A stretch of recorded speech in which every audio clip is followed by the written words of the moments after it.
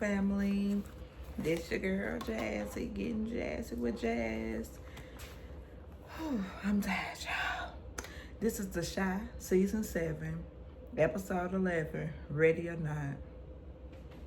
And I'm going to give y'all the rendition of what was going on. So Bakari, he still believe in Nook, and he telling Alicia that it was Zay that unalived Rob. And then Alicia then says, "You believe him?" He says, "Yeah."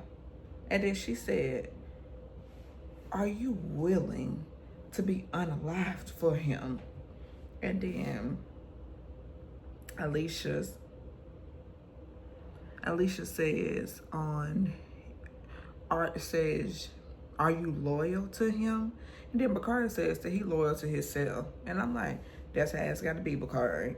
Then Big Bag Reg approaching Hannibal about if he hit the jewelry store, then if he would have really did it, and if he wouldn't have let his henchmen take the fall, then he said he would have been locked up. And then Hannibal was just saying, "I'm glad that you didn't." And then Red said, "Okay, we need to get all the folks together because we need to look these people, these men in the eye, these folks, these niggas in the eye." I said, And then Detective Tucson and Nook, they meet. And then she tells him that he gave her a bad intel. And then the thing is, she say, he fucking Nook. And then Nook says, he isn't the only one. I said, "Ooh, he got a smart mouth." And then Nook says that Reg knows that he got eyes on him. And she says that isn't her fault. So he needs to pretty much handle that. Because it ain't her fault. She say it ain't her fault. And then Bakari tells Lene about why he is upset and uneasy. And he is, telling Lene that he did not have a choice but not to come to her that night and to choose him at the streets over her. And then Lene says that pretty much he breaks down, and he tells her that if he tells her who unalived Rob, then she can't tell no one. And then he tells her that Nook unalived Rob. And then Lene says that you took her money and you lied to her. And then she said you need to tell Alicia. And he pretty much said he can't do that. And then she just said, he said, "Just promise me, Pinky promised me that you're not going to tell nobody." And she gave him a pinky promise. I said, I believe her.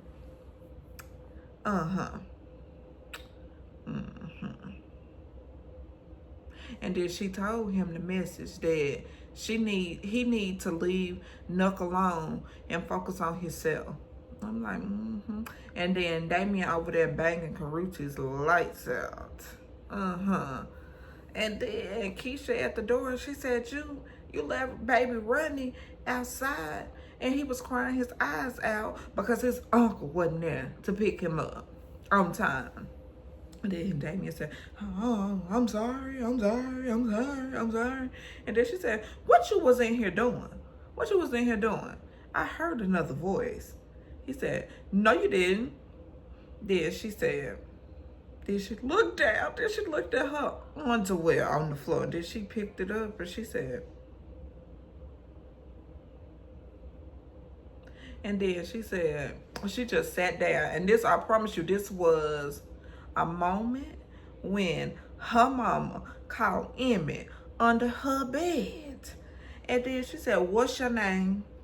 And then she and then she says, "What's your name?" And then I said, they doing too much. And then she said, "What's your name?" Uh-huh. Uh-huh. And then she said,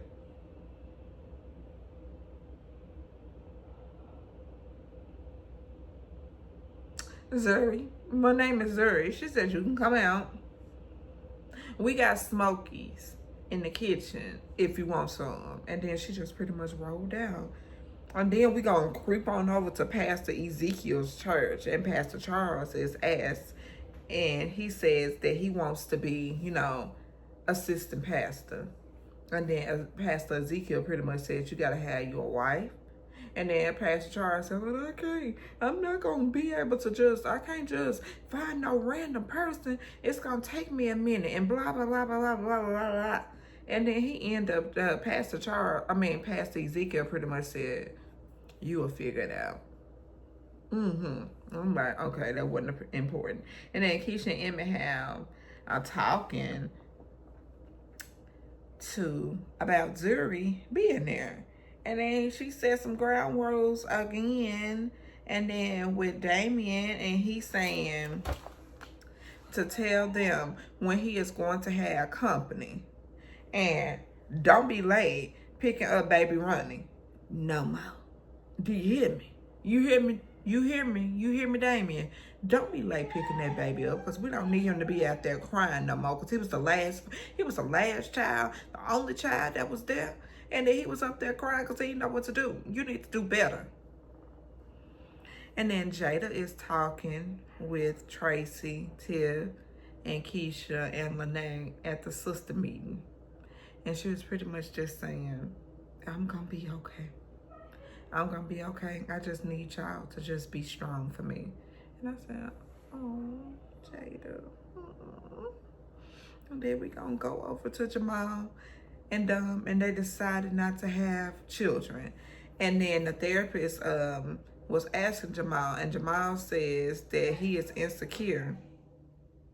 That he found her using a toy. And then the therapist told them, marriage would not work if it's a lopsided marriage or whatever. So y'all have to communicate with each other and then voice what's going on. And I said, okay. And then Reg knowing, and Reg having the meeting, trying to figure out who the rat is. And then Reg says that one of y'all did this ish. And when he said, when I find out who did it, I am going to unalive y'all. And I said, look, let me tell you something, my brother. Your days are numbered as well. And then he puts them out of Candace's house. Then Candace said is leaving for work. And then Reg told her, where you going? And she was like, I'm going to work. And then he was just asking her, do you like your job? And she said, no, I hate it. He said, well, you should come work for me. You should come work for me. And then she said, I'm not trying to get caught, up in your bull-ish. And then he just said, I just need you to be the lookout. That's all. And then, he persuaded her to do it and shit. I'm like, girl, if you know what's good for you, you will set him up as well. Moving on. And then Darnell is rubbing Jada's neck by her. She getting her neck rubbed by her husband, talking about the living funeral. And I'm like, oh, shit. And then Pastor Zeke tells his ex-wife that he is making Pastor Charles his co-pastor. And then she pretty much told him if that's pretty much what he wanted to do, then okay. But just don't involve the household in the church. She told him that. Clock that. And then Hannibal and Pastor Charles and his wife, they talking, taking, they wife talk a living funeral. And then Darnell is sharing the idea of a living funeral with Emmett. And then he says that he does not like the fact that he is throwing a funeral while his mom is still living. And I said, I think I get the living funeral, but Darnell just pretty much told him that he just trying to do a celebration while she there. And then, ooh, why he tell Emmett that a woman at his his meeting, he was meeting with a woman at his meeting, and then she told him that she went through the same thing. And this is the good Wendy Raquel Robinson. Mm-hmm. Mm-hmm. Mm-hmm. And then it goes back to Nook.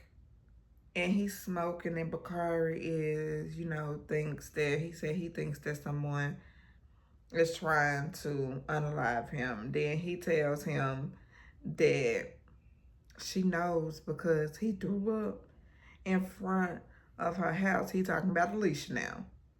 Then Nook says, that's a little bitch. That's a little bitch-ish. And then he said that he a little bitch. And I said, oh. And then he ain't fit to be his number two. Then Bakari says that he didn't want to never be in it in the first place. And then Nook said that you ain't got no choice. I'm like, oh, they threatening these young men. Then Papa talking to Pastor Ezekiel about his image. And then Papa says that he can come onto Papa's pulpit and he can be reintroduced. And then Alicia and Detective Tucson, they talking. And then Detective Tucson tell her, she put some little knowledge for her. And Detective Tucson, she gives her the picture of Reg and his girlfriend, Candace. And then she tells Alicia that she can get his unaliver to her front doorstep. And then Alicia said that I want Reg and Nook both unalive. And she also tells Alicia that she can't bring her son back. And then Alicia turns around saying, she said she can't bring her son back. And then Alicia turned around saying that she can unalive somebody and get away with it. And then Detective Tucson told her, well, it's all about getting a little bit of, insurance. If he brings her to Alicia, then she can get Reg, and she works at the mobile store, because she was telling her that she worked at the mobile store, and if she just get in good with her and all this stuff, and she said change your name, get in good with her, get her comfortable, and then point gonna be in action, plan gonna be in action. And then Tiff and Nook, they at her dispensary, and he says, the mob can help with the distribution. And then, Tiffany, she said, I think about it. And then Jake, Bakari, and Papa, they are schooled by Professor Gardner, Dwayne Wayne's character. And then he tells Bakari that, and then he's schooled. And then they in front of all you can be in front of that army thing from Boys in the Hood, where Furious was telling Dre and his friends and the people in the hood in the neighborhood about what you can do to get out of this, get out of this bad situation, and how you can be all you can be. And then oh Lord Jesus, and then Papa pretty much said, I don't want no loans or nothing like that. And then he said, I just turned to the church. I'm like, oh, okay, Papa. And everybody else, gained the knowledge and all this stuff. And then Bakari just pretty much just uneasy. And then he told him that Alicia dropped him, she pulled his scholarship. And then he said, okay. I'll look into it. He gonna look into it. But Carby, it's gonna be okay. I promise you it's gonna be okay. And Jamal goes to the house of the Lord with Pastor Ezekiel. And he tells Jamal that he should have joined in when he was telling him about how Dom was using that toy, and then he said you have the right to be as you want to in the bedroom, and he should have joined in. And then Jamal said, he shook hands with him and he said, I ain't expect you to say that. I mean, he ain't expect Pastor Zeke to be a little freak. And Pastor Zeke goes to Papa's pulpit and he talks about how his first wife, it didn't work out. But he talked about his second wife, Caroline, that he didn't, cherish her like he needed to cherish her. And he said that if she gives him one more chance, then he will not forsake her. And then Papa said, and that's all we need. And this was Papa's pulpit checking out. I said, okay. And then Jake and Bakari are walking from the store. And then they see a car coming slowly. And I'm like, not the Ricky moment from Boys in the Hood. Because Bakari had on the exact same kind of white pullover and all that stuff, hoodie. And I'm like, And I was about to, I'm finna tell y'all what happened. Bakari had on the white hoodie. Then Jake yells, look out! And then I'm like literally just about to just cry and just about to bawl out and fall out. And then he runs and he runs and he runs. And then of course he get pew, pew, pew, pew, pew. First the leg. And then right here. Pew. And then he just falls. And I said, Lena! No, Lena, wait. No, Lena, wait. You can't do this. And then it was a dream, y'all. He woke up out the dream. But why pay homage to Boys in the Hood? Paying homage to Boys in the Hood because he had fell asleep. He woke up and while he was watching Boys in the Hood. And I said, I was so nervous the whole episode now. I was so nervous. And then Alicia, she walks herself in the mobile store and she tells Candace, she said, how can I help you?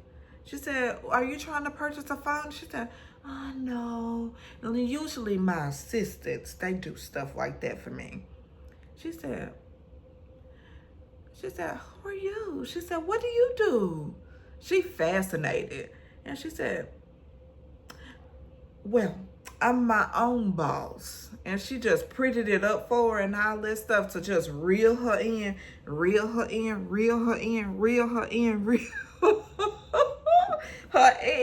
And then she was saying, oh, and she said, and then she said, what's wrong? Are you okay? And she said, do you have a man? She said, yeah. Are you single? Or she said, no, I got a man. She said, are you okay? And she said, yeah. She said, it's just that he's in the streets. And I mean, I just pretty much, she's worried about him. And that's all Alicia needed to hear. She said, I love to take little young women like you under my wing. And then she said, then we can go we go to these different places. We can just live it up. And then she is instantly fascinated. And she said, take my card. And she said, my name is Terry. And I said, okay, Alicia. And then Alicia gives her advice saying, if your boyfriend runs the streets, you're always in danger. Because she asked her why she thinks she in danger. She said, if your boyfriend run the street, you're always in danger. That's what she said. And then Shad takes Zora on a date to Smokey's at the restaurant, and he tells her that it's okay to be. She tells him, he said, "It's okay. Is it okay for me to be, broke? Cause I didn't want to tell you about my situation." And she said, "It's okay to be broke because at least you are trying." And then he does all he needs. I said, "I just want Shy to have a good girl. I want him to have a good girl." And Bakari, Jake, and Papa, they talk at the Coming to Life event for Jada. And Shy tells Darnell about his day. And then Caroline is upset with Pastor Zeke, because he didn't went on Papa's pulpit. And she tells him that she's a private lady and she likes her life to be, in private, and she doesn't want the spotlight. And she also tells him that it won't work pretty much, and that's why it didn't work, because he was always outside and she wants to be private, and she says she want to keep the relationship private in order for it to work. And then he pretty much caved in and he said, okay, he gonna keep it private, they gonna work on it. I said, good. And Darnell thanks everyone for coming. Shad, Tracy, Vic, Tiffany, Emmett, they come up. And then, Emmett breaks down and he hugs his mom and Darnell. And I promise you, I was crying on this too. It's always a tearjerker for me. Anything that's involving Jada, anything that's involving anybody getting unalive. Especially, I was about to have a fit about if Bakari was going to be unalived. And I said, okay. And then Darnell finished the speech for Emmett. And then they all give Jada her flowers, her yellow flowers, every last person that was in attendance. And then Jada tells Emmett that him and Keisha need to leave Chicago because it's too dangerous. And then just then, Reg and Candace are talking, and she said that a lady named Terry came into the shop, and she tried to hand him the card, and she tries to do this, and he said, I said, "Oh, Reg," and then he said, I don't trust that chick, but I do trust you." And that's you gonna wish you would have took that, boy. You gonna wish you would have took it.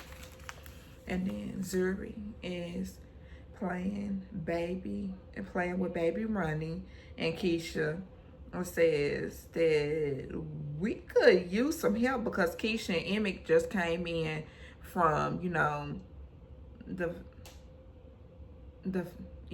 for Jada. And then they were just coming in, and then not Ethan.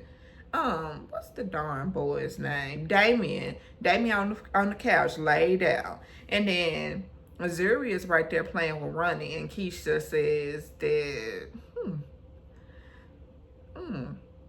And she told Emma, she said, we could use her as a nanny. And then she said, Emma said, well, we can pay you. And she said, okay, pretty much where the money gonna be residing, She wanted to know where the money gonna be residing, but she did say that Emmy said, as long as you don't break my pockets, because she said, Keisha said, are you okay? Are you all right? Are you trustworthy? She said, yeah. And then she said, yeah, I'm just a free spirit. And then Emmy said, you can be as free as you want to, as long as you don't break my pockets. And then Tiffany's water broke, and she is a few weeks early, and then it's gonna work out. It's gonna work out. I see how it's gonna work out, because Victor, he said that he gonna do whatever he needs to do to get her to the hospital safely. And I'm like, I just love you. You're just a sweet man. And then Reg is set to rob, and he has Candace looking out for him, because said that he needed her to be his lookout. because she said she didn't want to be doing nothing, you know, that's gonna get her caught up, and she didn't want to get caught up in his bullshit. And then she was looking out and all that stuff, and then he pretty much told her, he said, okay, now you in the car. Then he pulled that thing on his face, and then he said, I'll be right back. Then he get the strap, I'll be right back. And then he is robbing, and then Candace is texting Terry / Alicia. And then she said that she's scared. And then Alicia was like, what's wrong? What's wrong? It is late, but are you okay? Are you safe? And then she asked her where she was. And then it panned out because I didn't get to see if she told him where she was. And then I couldn't figure out whose house Reg was robbing. I want to say it was Alicia's house. And I said, if he was robbing Alicia's house, we sure want to see how that's going to play out. Because she got a security system. Everybody know that. She got a security system, and she always got people looking out for her. But, y'all, I just had to do this for y'all, because if y'all knew how much I love y'all, this is The Chi Season 7, Episode 11, Ready or Not. It was after 2 o'clock in the morning, and I'm about to really get into bed. And then the Love Island, Beyond the Villa, it definitely will be covered up tomorrow morning. Because I'm tired, y'all. I'm sleepy. I'm tired. You see, I had to change my wig up. Because, you know, it's going to be fitting, you know, the type of reviews I'm going to be doing. But I want y'all to do me a favor. Like, comment, and subscribe. And we gonna have a good time on the channel, getting jazzy with Jazz. Bye, YouTube family. Have a good night.